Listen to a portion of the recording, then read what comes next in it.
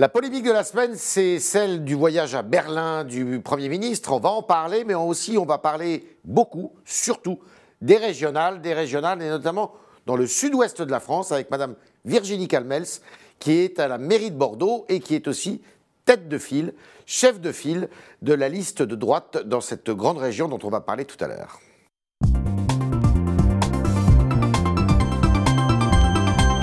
Qui est la région Aquitaine, Poitou, Charente, Limousin. Bonjour Virginie Calmels. Bonjour Yves Tréhard. Merci d'être parmi nous. Merci à vous de votre invitation. Alors, on va parler de Manuel Valls. Acte de contrition depuis la Réunion en disant « Oui, je vais rembourser le billet de mes enfants qui l'ont accompagné dans ce voyage pour la finale de la Coupe d'Europe de football à Berlin ». Il a eu raison. Oui, je pense qu'il y a un moment donné, il faut effectivement reconnaître ses erreurs. Ouais. Moi, je crois qu'il ne faut pas passer un peu outre toute cette polémique parce qu'à un moment donné, il était quand même à l'invitation de Michel Platini. Il avait sans doute une raison probablement professionnelle aussi d'être là-bas. Maintenant, les enfants, c'est normal. Tout ça me semble important d'être exemplaire, surtout quand on apprenait la République est exemplaire. Et puis les citoyens souffrent. Donc, je crois que c'est important de remettre de la morale dans tout ça. La droite était un peu sur la réserve quand même dans cette polémique. Oui, parce que pas engouffrée. Mais tant Elle mieux. a des choses à se reprocher? Non, je ne crois pas que ce soit pour ça. Enfin, j'en sais rien. Moi, je suis pas une femme vraiment politique. Je suis une citoyenne engagée. Je pense qu'à un moment donné, il faut garder de la mesure et pas taper à bras raccourcis sur des fautes. Voilà, il fait son acte de contrition. Il a raison de le faire et passons. Alors, on va descendre un peu dans le sud, donc dans cette grande région. Vous êtes, pour le moment, chef de file. Ça veut dire que vous ne serez pas tête de liste ou est-ce que c'est confirmé?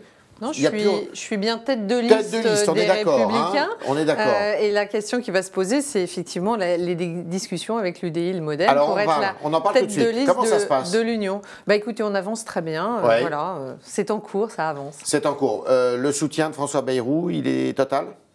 Écoutez, il faudra lui poser la question à lui. C'est prématuré. Moi, je ne parle pas à la place de François Bayrou. Je pense que c'est dans le sens de l'histoire pour moi que cette grande région soit portée par une union, parce que d'ailleurs, moi-même, je suis une femme de la société civile et je crois qu'on porte un projet de renouveau, d'union, une volonté d'alternance, de porter un projet différent des 3 mandats déjà que M. Rousset a derrière lui et il brigue un 4e mandat, c'est-à-dire il veut passer 24 ans à la tête de la région. Voilà, je crois qu'on peut porter. Alors justement, il y a 2 figures importantes dans cette région, sans vous faire outrage. Il y a la vôtre, mais il y en a 2 autres. Il y a Alain Juppé et François Bayrou qui s'entendent bien. On dit qu'Alain Juppé a du succès aussi au centre. Alors il y a toutes les raisons de croire que cette union, les Républicains, l'UDI, le MoDem, puisse se faire quand même, non, pour vous? Oui, il y a des raisons de le croire parce que je crois que c'est quand la limite? C'est le sens de l'histoire. Parce que là encore, ce que veulent les citoyens, c'est pas des antagonismes de personnes ou de partis, c'est qu'on porte un vrai projet face à une politique de gauche qui a mené à 3 taux d'endettement et 3 taux de chômage importants dans ces 3 régions. Ça sera décidé quand? C'est en cours. Avant l'été? J'espère avant l'été, bien évidemment. Avant les vacances, pourquoi? Parce qu'on a besoin, c'est une très grande région, avec 12 départements. On a besoin de définir nos têtes de liste départementales pour avoir une campagne qui soit maillée sur l'ensemble du territoire. On le sent bien parce que le débat est intense nationalement et tout. Vous n'avez pas peur que cette campagne des régionales se nationalise? Non, j'ai pas peur parce que je crois que là aussi, c'est un peu le sens de l'histoire. On est en train de parler de territoires qui sont très vastes. Vous voyez, pour ma région, c'est la taille de l'Autriche, la population du Danemark. Donc, c'est pas rien. Donc, il y aura bien évidemment une connotation nationale dans cette élection. Et puis, il y a aussi une dimension très régionale, territoriale. C'est quoi quelques thèmes régionaux sur lesquels vous avez insisté?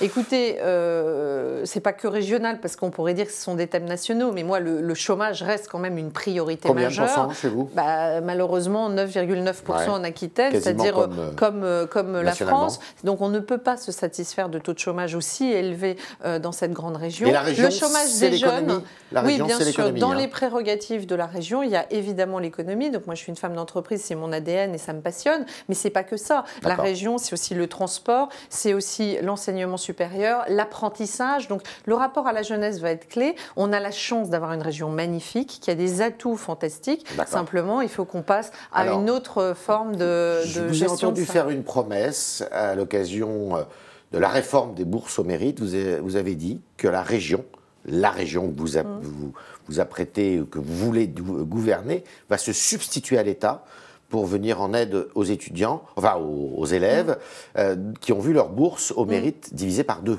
Oui, parce que je trouve que ça, c'est une aberration du système.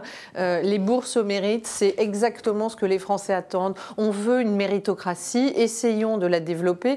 Et quelle drôle d'idée qu'un gouvernement de gauche vienne comme ça supprimer au nom de quoi? Du nivellement par le bas. Enfin, oui, en l'occurrence, réduire, mais on sent bien la tendance qui est quand même du nivellement par le bas, et je suis farouchement opposée à ça. Alors, vous êtes une femme d'entreprise, vous l'avez dit, vous êtes encore au bord de nombreuses entreprises. Est-ce que vous démissionnerez de ces fonctions, qui ne sont pas toutes exécutives, et qui le sont peu d'ailleurs, je crois, si vous êtes élu? Écoutez, je commencerai surtout par démissionner de ce qui me prend le plus de temps, c'est-à-dire d'adjointe à la mairie de Bordeaux. Donc vous ne serez plus adjointe à la mairie de Bordeaux. Je veux clairement, et je le dis, une grande région comme celle-là, c'est un plein temps. On ne peut pas être président de région, contrairement à M. Rousset, qui aujourd'hui est à la fois député et président de région. Moi, je crois qu'on ne peut pas cumuler sur des fonctions comme celle-là. Donc, je démissionnerai évidemment de mon poste d'adjoint et de tout ce qui pourrait occasionner des conflits d'intérêts. Après, un job non exécutif, comme j'ai par exemple la présidence du conseil de surveillance d'Euro Disney, je crois que c'est bien aussi de garder un pied dans le réel si c'est possible. Si ce n'est pas possible, je démissionnerai de tout. Vous allez gagner? J'y crois. Vous y croyez? Parce que je pense que nous portons... Oui, je suis Alain Juppé vous soutient? Bien sûr, Alain Juppé, mais pas que lui, Jean-Pierre Raffarin, Dominique Bussereau, Nicolas Sarkozy également. Je suis une candidate des Républicaines et j'espère avoir aussi le soutien de l'UDI et du MoDem pour mener cette campagne et pour gagner in fine. Comment expliquez-vous, vous symbolisez, vous incarnez le renouvellement de des générations politiques là? Vous venez de la société civile, vous... avez une expérience politique quand même relativement récente et limitée, tout à fait, mais c'est vrai. Voilà. Et vous soutenez, à l'intérieur de votre famille politique, Alain Juppé pour la présidentielle, il se trouve être le plus âgé des prétendants. Il n'y a pas une contradiction là? Non, il n'y en a pas, parce que je vais vous dire, je crois qu'il ne faut pas tout mélanger. D'un côté, il faut du renouveau en politique à plein d'endroits, et notamment sur le terrain et sur des positions locales. Mais là, on est en train de parler du chef de l'État. Le chef de l'État, pour moi, il doit incarner l'expérience et surtout, de mon point de vue, parce que je suis une femme d'entreprise, il doit porter un projet dont ce qui nous intéresse, nous, citoyens, c'est l'exécution. Les projets, ça fait des années que les Français entendent des grands discours. C'est l'action qui compte. Et pour être dans l'action, quoi de mieux que de mettre son expérience pour un seul mandat unique au service des Français en disant, au fond, je ne briguerai pas de second mandat et donc j'aurai le courage de faire les fameuses réformes qui peuvent à certains moments paraître difficiles à des hommes politiques qui pensent au coup d'après. Bien sûr. Même si vous êtes battu en région? Oui, bien sûr, je suis dans l'équipe Juppé, c'est lui qui est mon mentor en politique, il m'a fait venir à Bordeaux. Vous êtes récemment là à Bordeaux avec toute l'équipe Juppé pour la présidentielle. Oui, le week-end dernier, effectivement. Oui, absolument. Maintenant, je me concentre beaucoup sur cette élection régionale. Bien sûr. Mais, il peut gagner, Juppé? Oui, je pense qu'il peut gagner parce qu'il est très rassembleur. C'est plus difficile la primaire que la présidentielle, selon vous? Probablement, oui, probablement. Je pense que la primaire va être un moment, effectivement, de combat intense. Je pense qu'effectivement, s'il gagne la primaire, on sent bien que cette primaire, c'est quasiment un premier tour d'élection présidentielle. Alors, il y a une dernière petite question que je voudrais vous poser, parce que le débat refait surface, c'est un serpent de mer, mais les socialistes le remettent sur le devant de la scène, c'est celui du prélèvement à la source de l'impôt sur le revenu. La femme d'entreprise que vous êtes, qu'est-ce qu'elle en pense? Est-ce qu'elle est favorable à ce prélèvement à la source, ou au contraire, elle estime qu'il y a beaucoup d'obstacles à ce que... Alors, comme vous l'avez dit, je suis une femme d'entreprise, donc je ne parle pas au nom de qui que ce soit, je parle en mon nom propre là. Moi, j'y suis plutôt favorable parce que je pense que beaucoup de pays le font et que ça fonctionne. Donc, je trouve que c'est quelque chose qui est une modalité, hein, c'est tout. Ça ne change pas le vrai sujet qui est la pression fiscale qui pèse sur les foyers et sur les entreprises, qu'il faut impérativement diminuer si on veut réellement résoudre les problèmes du chômage dans ce pays.